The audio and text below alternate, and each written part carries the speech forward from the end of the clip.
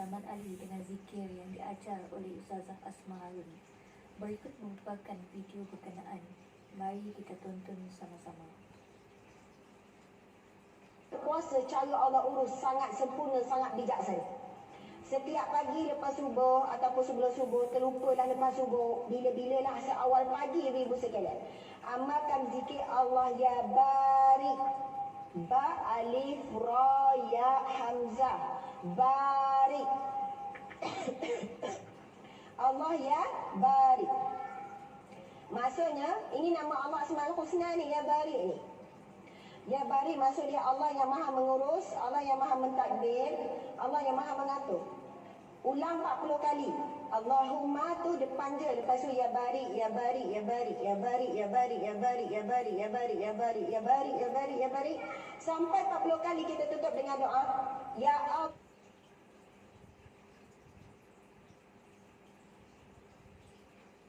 Allah, aku serahkan hidupku, anak-anakku, suamiku dan seluruh kehidupanku untuk diaturkan olehmu ya Allah, untuk diuruskan olehmu ya Allah. Kita buat penyerahan tu pagi-pagi hari ya Allah. Lepas tu bukan kita duduk diam tunggu semua diuruskan, tidak. Kita lepas apa yang berlaku ibu-ibu sekalian, kalau kita buat setiap pagi macam tu, kita buat penyerahan, Allah akan bersama dengan kita setiap saat. Kemudian kalau ada apa-apa masalah, mesti ada jalan terus penyelesaian. Percaya ke tak percaya ke, buat nanti baru percaya. Ada orang tanya, ya ke Ustazah, jadi ke? Tak.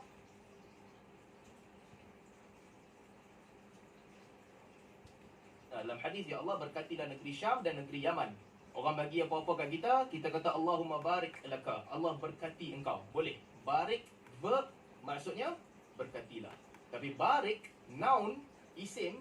Barik, isim fa'il, perbuatan daripada barakah. Barakal ibil. Barik. Barik ni maksudnya unta, apabila dia duduk, dia letak kaki kat depan, itu nama dia barik. Turun kaki dia kat depan.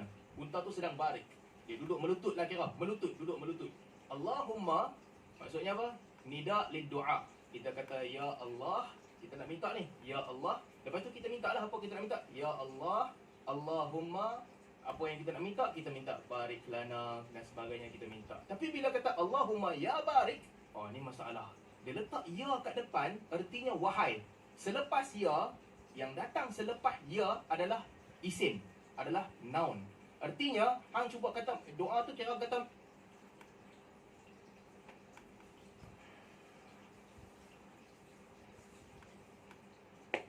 dah dengar dah? Bismillahirrahmanirrahim. Kadang-kadang Islam ni setengah-setengah orang dia akan buat agama ni begitu sukar,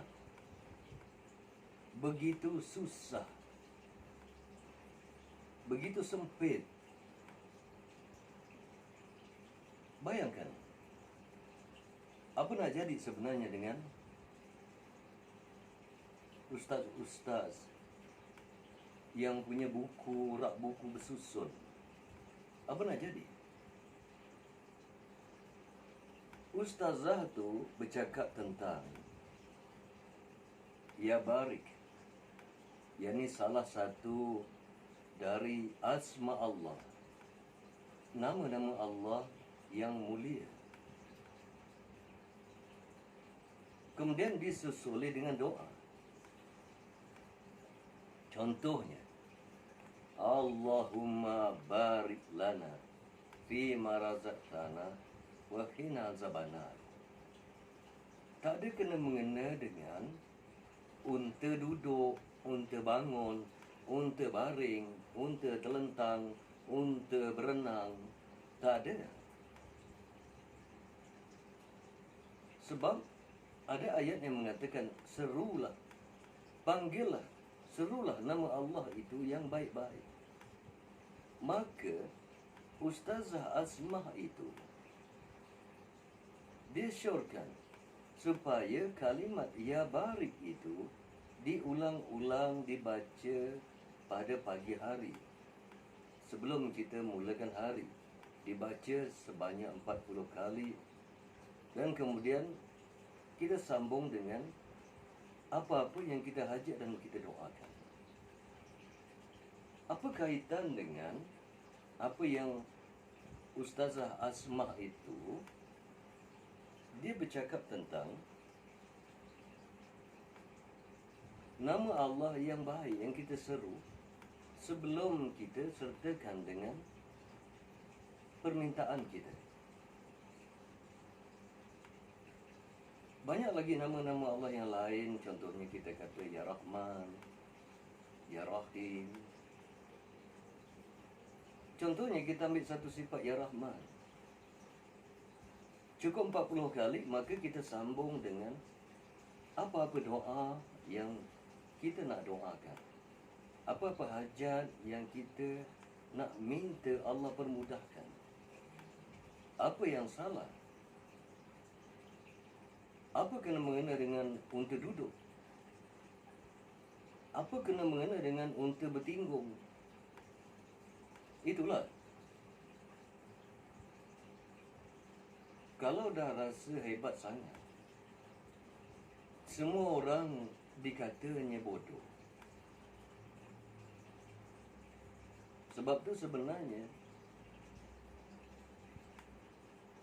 makin rasa diri itu hebat, makinlah tongong, makinlah bangang.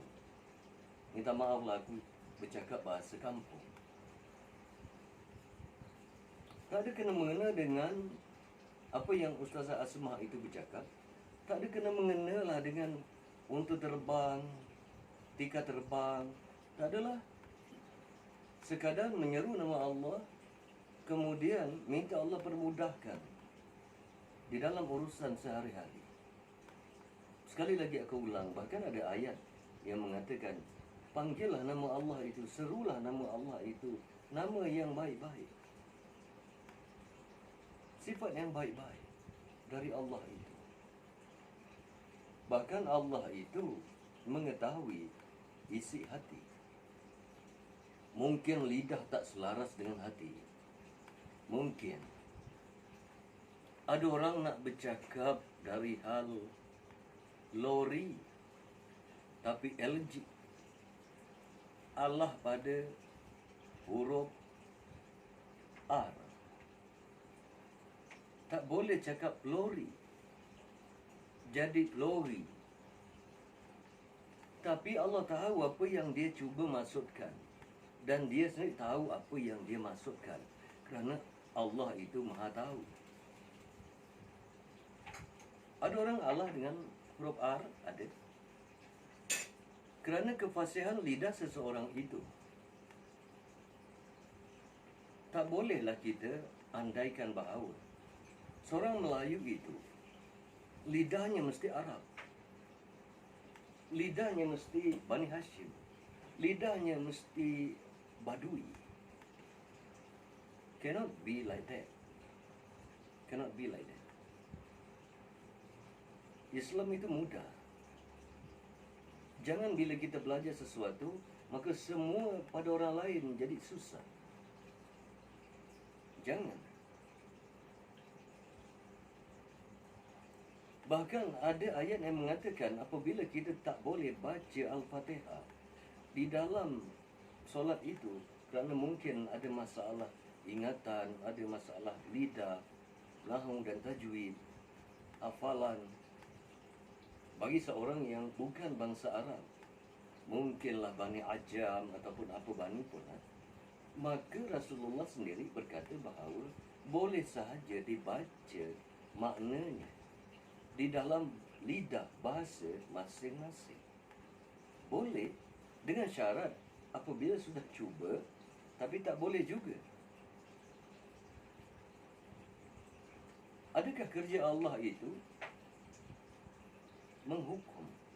Sikit-sikit nak hukum, sikit-sikit nak hukum. Salah tajwid, hukum. Salah nahwu, hukum. Salah idgham hukum. Tak cukup panjang tajwid batal. Dah kenapa macam tu? Sebab tu setengah-setengah ustaz sebenarnya menyebabkan orang yang masuk Islam dan akhirnya keluar semula dari Islam. Sebabkan ya Rabbi, susahnya. Kalau baca Quran, salah tajwidnya maka salah. Salah maknanya maka salah. Tak cukup panjang maka tak sampai. Terlebih panjang terlajak pula. Apa kau ingat ni?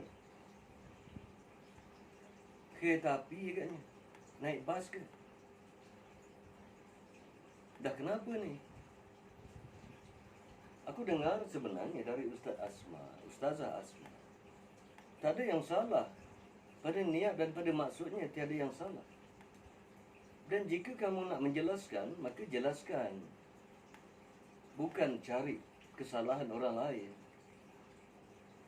Dan bila kamu di-blame, kamu katalah pula kamu tak bermaksudlah, kamu tak tujukanlah pada ustazah, kamu tujukanlah pada netizen.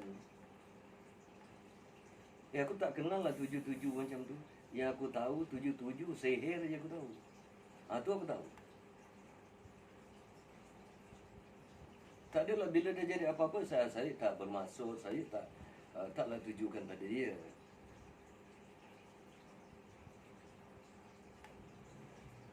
Tak kenapa? Sebab tu sebenarnya kerja ustaz yang ada sekarang, ustaz badigol ni. Aku kata badigol. Kerjanya mencari salah orang lain untuk menunjukkan yang dia lebih hebat, dia lebih bagus. Mencerca orang lain untuk konon-kononnya untuk bagi tahu dia lagi bagus. Dia lebih hebat dari orang tu. Dia pandai dalam huruf. Dia pandai dalam tajwid, pandai dalam idgham, pandai balaghah, pandai whatever lah. Hai.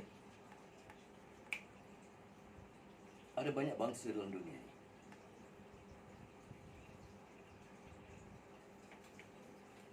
Ada banyak bangsa dalam dunia. Melayu ada, Cina ada, India ada, Portugis ada, Belanda ada, Jepun ada. Kadang-kadang dia baca ayat Quran dengan lidah Jepun. Orang Jawa baca ayat Quran dengan lidah Jawa. Bunyinya pun bunyi Jawa. Baiklah.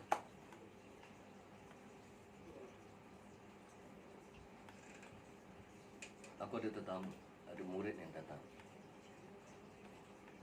Pada masa yang lain, kita jumpa lagi.